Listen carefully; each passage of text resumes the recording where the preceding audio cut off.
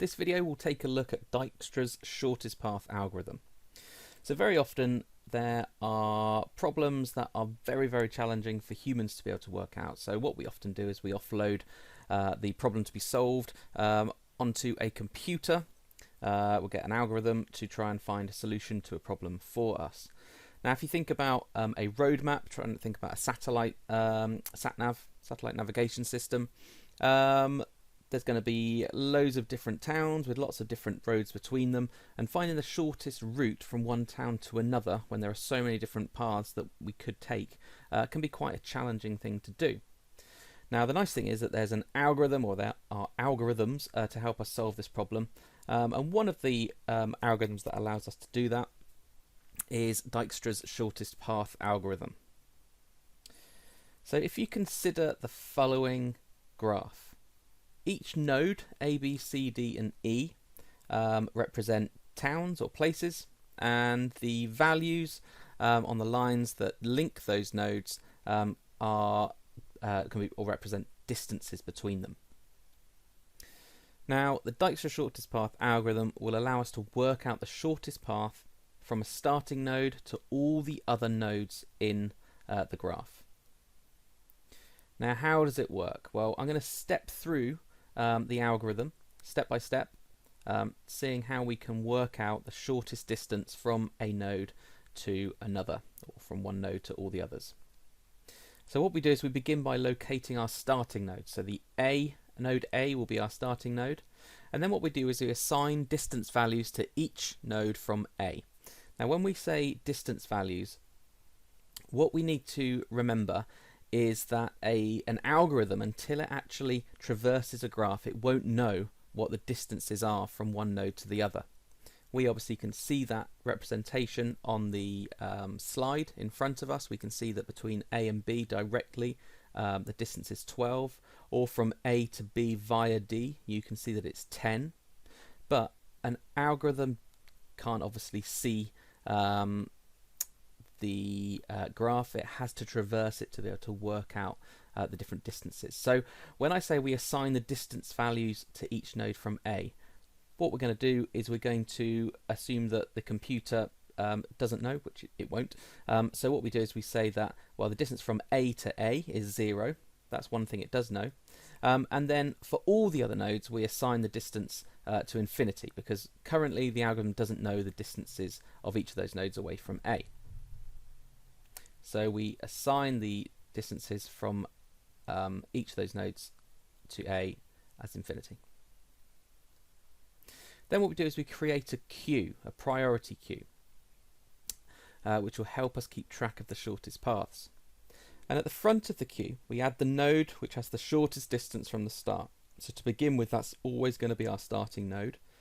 So we add our starting node and its distance from the start to the front of the queue, so A equals 0.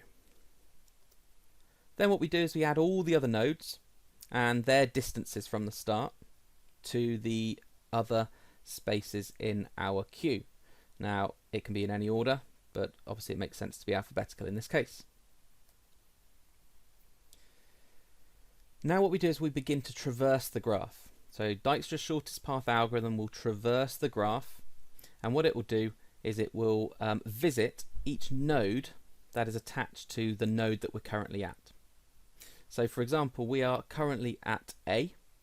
So what we're going to do is we're going to look at all the nodes attached to A, and you can see here that what is attached to A is a B and node D.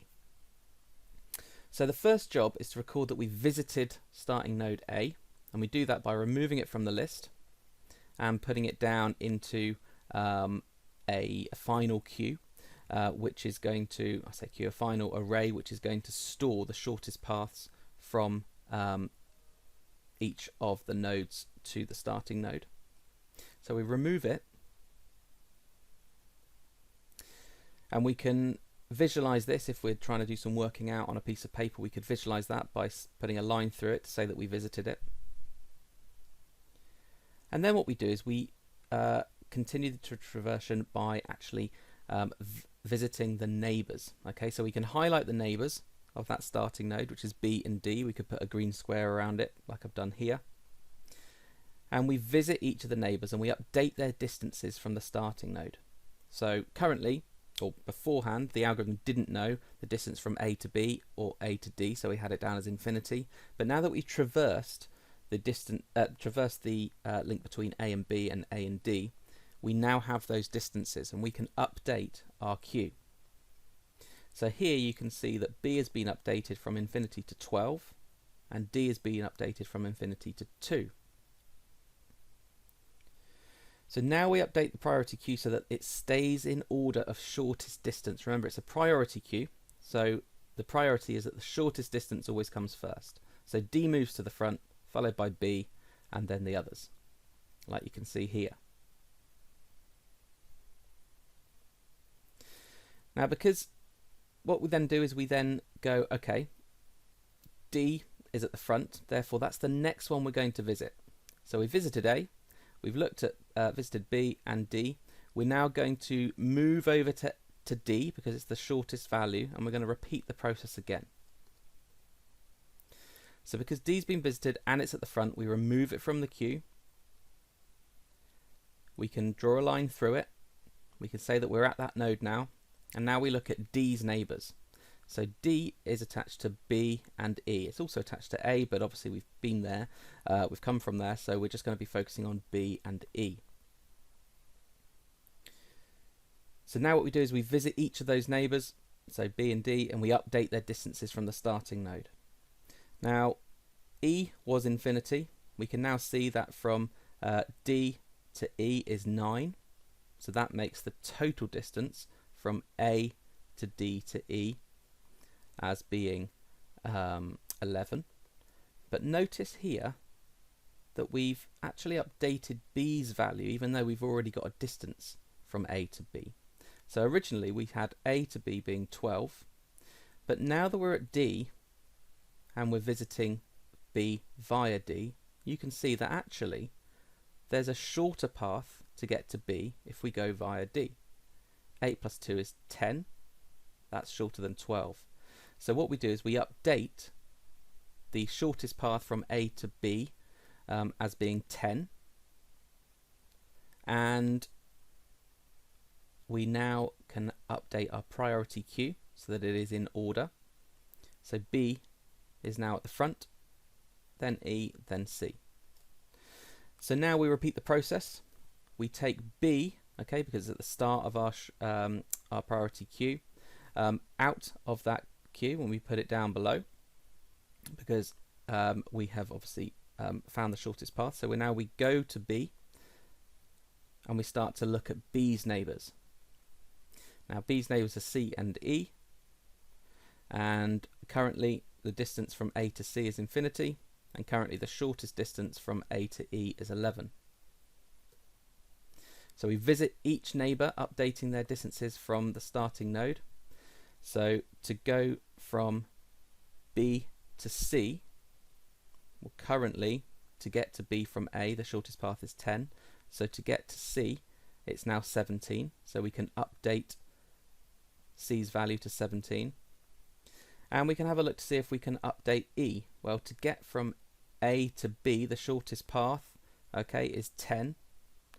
To get from B to E, it's another 5. So 10 plus 5 is 15. Well, that's not less than the value of 11, the shortest path of 11, the path of 11, sorry, which is shorter.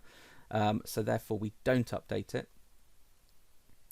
And so we've now got our priority queue as having E is 11, C is 17.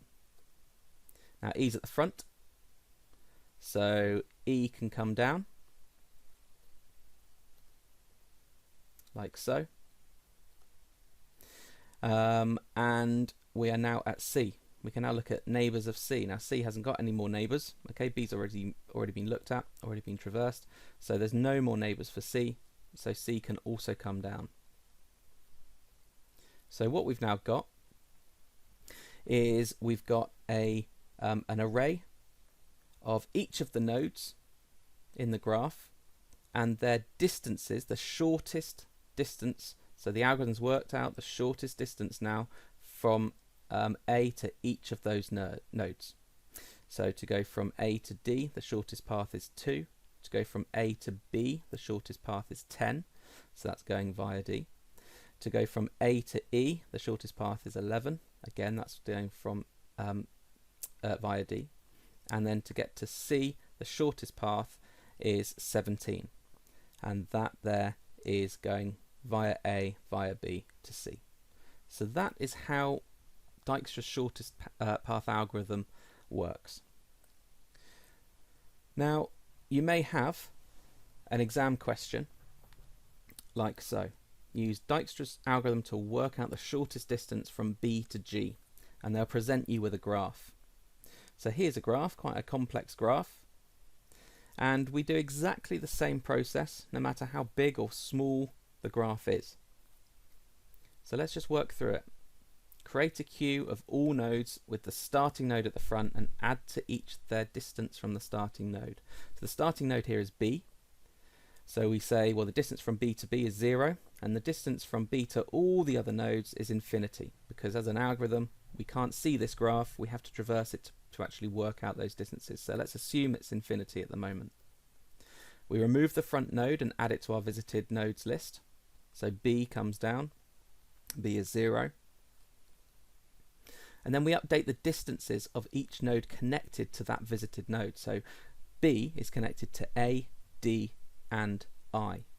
So we update those particular values. So from B to A it's 60, from B to D it's 35, and from B to I it's 90. It's a priority queue, so we reorganize it to the shortest distance at the front. So D comes to the front in this case. And then we repeat the process. So because D's at the front, we then say, okay, well that's the next one we're going to move to, and then we're going to have a look at all the neighbours that are attached to D.